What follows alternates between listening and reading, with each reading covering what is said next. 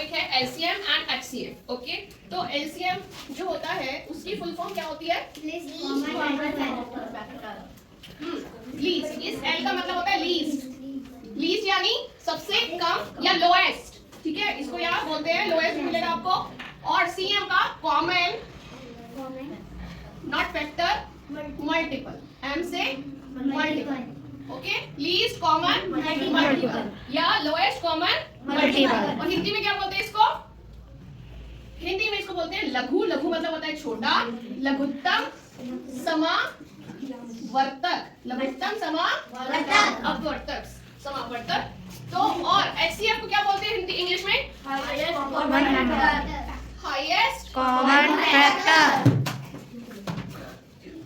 अब ये फैक्टर होता है। ओके, एचसीएफ निकालना है हमें, ये देखना होता है। तो उसके लिए, देखने के लिए आपको ये नॉलेज आनी चाहिए कि इसमें मल्टीपल पूछा जाएगा या हमारा फैक्टर पूछा जाएगा। ठीक है, तो फैक्टर और मल्टीपल में पहले अंतर बता चुकी हूँ, थोड़ा सा अंतर और सीख लेते हैं।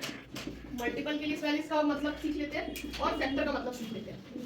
तो मल्टीपल मैंने पहले भी आपको बताया कि मल्टीपल जो होता है वो अपने नंबर से शुरू होता है और उसका कोई अंत नहीं है। ठीक है, यानी सबसे छोटा मल्टीपल वो नंबर खुद होता है। मैंने कहा 9 का मल्टीपल, तो 9 का मल्टीपल 9 से ही शुरू होगा और अंत कोई नहीं है। जैसे ही संख्या को कोई अंत नहीं है, तो इसके भी मल्टीपल का कोई अंत नहीं है। ठीक है, मल्टीपल कितने भी हो सकते हैं। 9 का पहला मल्टीपल खुद 9 होगा, दूसरा मल्टीपल 18, तीसरा 27, ऐसे ही कंटिन्यूटी में चलेंगे। ओके, तो आपने देखा 9 का सबसे छोटा मल्टीपल खुद 9 और बढ़ते चले जाएंगे, सबसे बड़ा कोई मल्टीपल का अंत नहीं। और फैक्टर के बारे में हमने सीखा था कि फैक्टर जो होता है 1 हर नंबर का फैक्टर होता है। हर किसी नंबर का फैक्टर नंबर 1 होता है। ठीक है, यानी जैसे आलू है हर किसी सब्जी में डल जाता है ना, ऐसे ही फैक्टर है 1 हर किसी नंबर का। मानो मैंने बोला 4 का फैक्टर निकालने हैं, तो 4 के फैक्टर के लिए सबसे पहला फैक्टर कौन सा होगा? 1। सबसे पहला फैक्टर कौन सा होगा? 1। कोई भी नंबर दिया होगा और उसका फैक्टर निकालना होगा, तो नंबर 1 जो है उसका पहला फैक्टर होगा। और सबसे बड़ा फैक्टर वो नंबर खुद होगा। यहाँ पे सबसे छोटा था वो नंबर अपना ही मल्टीपल, और यहाँ पर वो नंबर सबसे बड़ा अपना ही फैक्टर है। ओके, अब इसको निकालने का बीच के हमें और भी फैक्टर ढूंढने हैं, कौन से होंगे? तो एक और जो सेकंड लास्ट नंबर निकल कर आता है फैक्टर का, उसका एक ट्रिक होता है कि जो नंबर ये खुद होता है ना, उसका आधा कर लो।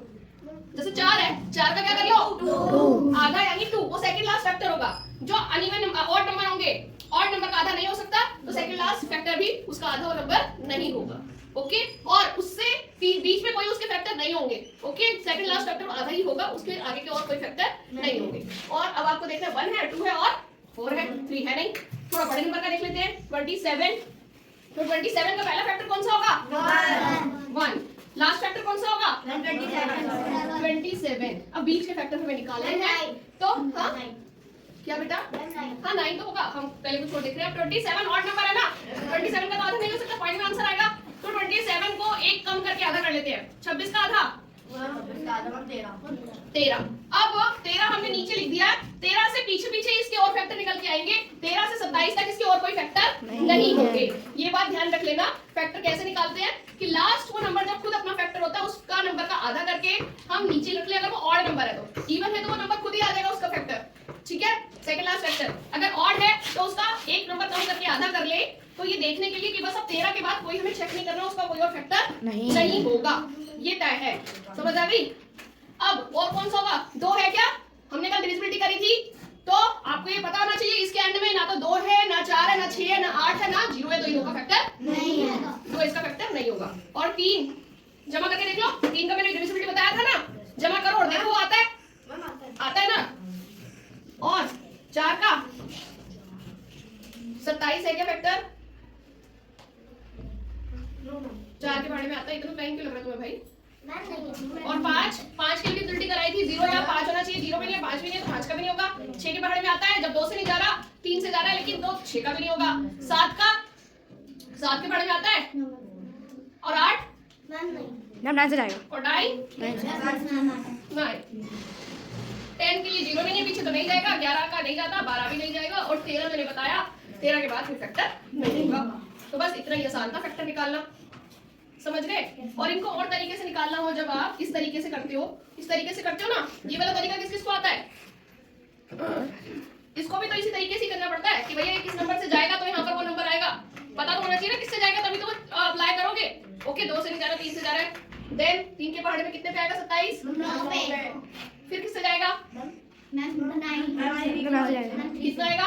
3 फिर किससे जाएगा? 3 से। ठीक है, तो इसके 27 से बन रहे हैं। पेयर का मतलब पेयर में हमेशा 2 चीजें होती है। पेयर में हमेशा 2 चीजें होती जैसे हैं। Pair of shoes, pair of glasses, ठीक है, पेयर ऑफ ग्लव्स हमेशा पेयर में होते हैं ना। कभी ऐसा होता है एक ही शूज लेकर आ गए 3 शूज लेकर आए हो? नहीं ना। तो पेयर का मतलब 2, जोड़ी, जिसको हम क्या कहते हैं? जोड़ी। ठीक है, तो जोड़ी इसमें से कितनी है? 3 की। 2 जोड़ी दिख रही है या 1 जोड़ी दिख रही है? 1 जोड़ी तो है, दूसरी जोड़ी के लिए तो एक और 3 चाहिए, है ना। ठीक है, गॉट इट, समझ आ गया। तो इसमें कितना फैक्टर निकल के आया 27 का। HCF अगर मैं ले लूं तो HCF क्या है 27 का? क्या है? 3